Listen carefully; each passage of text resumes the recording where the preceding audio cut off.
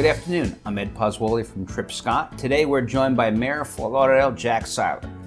Prior to Jack becoming mayor in 2009, he served in the Florida House of Representatives for 8 years. Jack lives in Fort Lauderdale with his wife, Susan, and their 4 children. Jack, welcome. Ed, great to be here. Hey, I wanted to talk to you about the 100-year celebration of Fort Lauderdale. Tell us about that. Well, right now, Fort Lauderdale is celebrating its centennial. March 27th, 1911, the city was founded, and just actually a few blocks from here at Tripp Scott, and founded right over on the river. And the city has certainly grown over the years and come of age, and we thought it was appropriate to celebrate that centennial. I appointed former Congressman Clay Shaw as the chair of that centennial committee. Couldn't imagine a better appointment for that. He's a former mayor, former congressman, and just really a great public servant in the city. So it's done 2 things. It's helped us, one, focus on the past and look at where we've been and what we've done.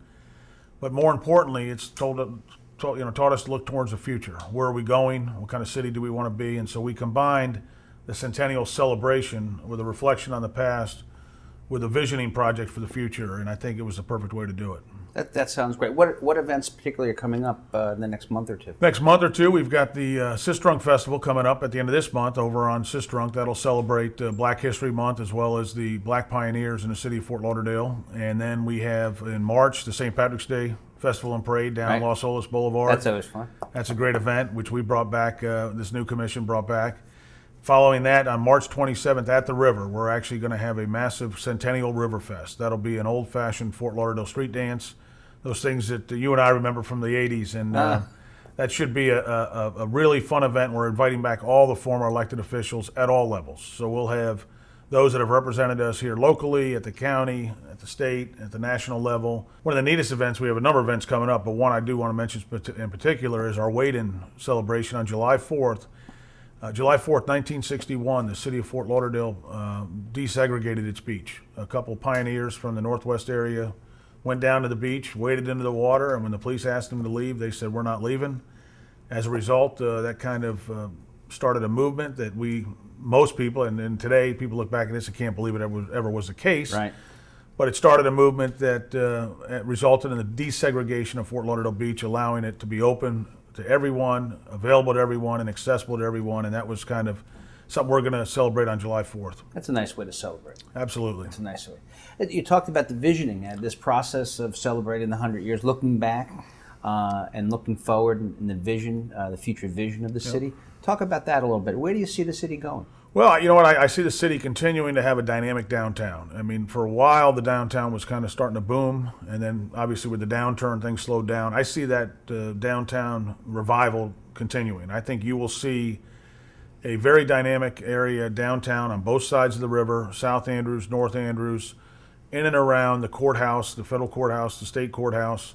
So I think you'll see a lot of good development and redevelopment there. I think you'll see the river become more of a prominent feature to the city. You know, we got the greatest natural treasure in the world over there. It's a natural resource running right through the heart of the city, and we haven't done enough to activate both sides of that river. So I think you'll see the River Walk get a lot more attention. You'll see we're doing a public realm plan to try to activate both sides of the river. We want better lighting, better maintenance, better patrol, more activities, and we think we can create something really special like San Antonio has with their River Walk right here in Fort Lauderdale. Well, that's certainly a vision. And how long do you figure that might take? Well, the visioning committee is starting down this path, but we've already kind of started. We just passed a plan for South Andrews just a couple weeks ago. We kind of got out in front of the visioning on some of these land use issues, on some of these planning and zoning issues. We're also getting out in front on behalf of Andrews, up and down, not just south, but north. South Andrews, we're talking by the hospital? From the hospital up to the river. Basically everything on Andrews Avenue south of 17, the river. Okay. Right, and so that, we just passed a master plan for that just a couple weeks ago, and it's exciting. We revised parking requirements, we revised building requirements, and what we're really trying to do is find a way to create more of a urban downtown with the necessary density to support mass transit, to support that FEC railway moving east, as you and I have talked about before, and try to create more of an inner city that doesn't require everybody to be in their cars all the time with all the traffic. People living down here, working down here, having fun down here. Right. That's what it's about. And enjoying the river, enjoying the beach, enjoying Las Olas, enjoying downtown. Absolutely. Okay. You mentioned that the City Commission passed the budget for the city. How difficult a task was that? I know local governments are struggling with some of that. Very tough, but I'll tell you something. We took a very conservative approach. As you're aware, we have cut about 200 positions from the city of Fort Lauderdale over the last 3 years. So we've eliminated 200 positions, which obviously saves the city a lot of money. We also have done a number of things to create more and greater efficiencies. And so we've eliminated $12 million from the operating budget. At the same time we did that, we have been able to kind of realize some savings in different areas. So when we rolled out our budget this year, we did not raise the tax rate. Our millage rate is at its lowest rate in 25 years.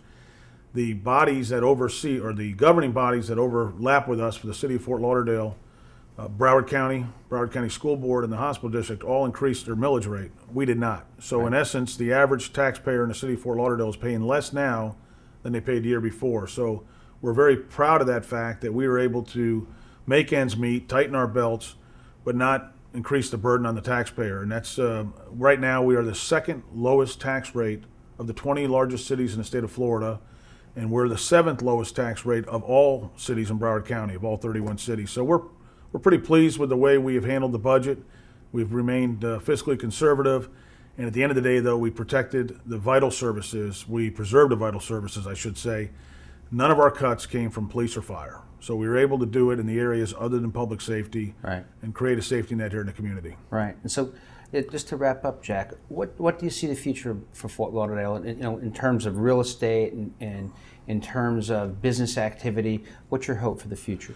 I don't think it's my hope. I actually now see the corner's been turned. I mean, I think we've gone through probably the worst economic period in the last 2 generations. And now I see the corner's been turned and we're starting on that recovery and that expansion. And it's very exciting. I'll tell you, it's the people that are coming to City Hall talking about projects, coming to City Hall talking about activities and events. I mean, we're really starting to get going again. And I'm excited. You know, my goal, when I got elected, I said this has got to be the best place to live, work, play, visit, and raise a family. I mean, that's got to be the goal we set, that whether from a tourism standpoint or a local standpoint, it's got to be the best place. And, you know, I feel like we're back on that road to getting there, and I'm extremely excited about the future of Fort Lauderdale. Well, I'll tell you, we think it is a great place to raise a family and work and have fun. So, but Jack Seiler, thank you very much for your leadership and as mayor of Fort Lauderdale and your general community involvement and leadership there. And we look forward to working with you in the future.